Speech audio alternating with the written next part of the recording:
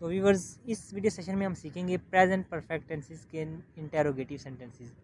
तो पिछली वीडियो में मैंने नेगेटिव और अफर्मेटिव के बारे में सिखाया था, इसमें मैं सिखाऊंगा आपको इंटेरोगेटिव के बारे में। अगर आपने मेरी पिछली वीडियोस नहीं देखी तो आप मेरी पिछली वीडियोस देखें और उसके बाद ये देखें, नहीं तो अभी चलने दें, कोई बात नहीं, आप इसको भी देख लें। इसके बाद आप शुरू से शुरुआत करें ताकि आपको एक एक चीज़ की समझ आ जाए और आपका डाउट भी क्लियर रहे। तो इसका स्ट्रक्चर क्या है? इसका स्ट्रक्चर देखते हैं। Helping verb plus subject plus verb की थर्ड फॉर्म प्लस ऑब्जेक्ट। सिर्फ फ़र्क क्या आ रहा है इसमें, मतलब कि जो अफर्मेटिव थे ना उसमें सब्जेक्ट था, उसके बाद हेल्पिंग वर्ब था। इसमें सिर्फ क्या है, हेल्पिंग वर्ब पहले आ गया है, बस इतना सा फ़र्क है। जहाँ भी आ जाए ना, चुका हूँ, चुके हैं, चुकी है, तो आपने समझ जाना है कि ये प्रेजेंट परफेक्ट टेंस ही है।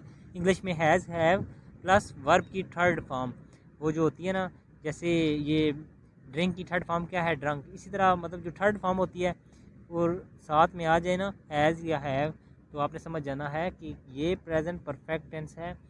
तो आज हम इस सेशन में बता रहे हैं आपको कि इंटेरोगेटिव सेंटेंसेस क्या होते हैं। उसकी एग्जांपल देखते हैं। फर्स्ट एग्जांपल है हमारी, has he drunk water.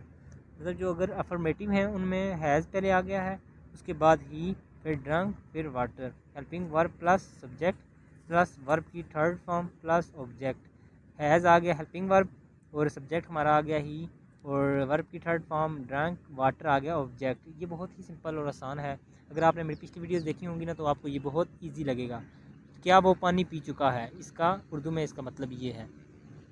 Have I gone home, क्या मैं घर जा चुका हूँ। देखें, आई के साथ हैज़ नहीं आया, क्यों?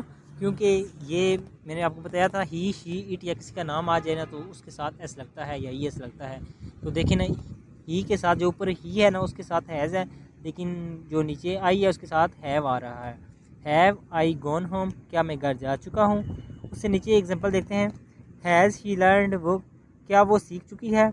और इससे नीचे एग्जांपल है हमारी, हैव वी अंडरस्टूड, क्या हम समझ चुके हैं।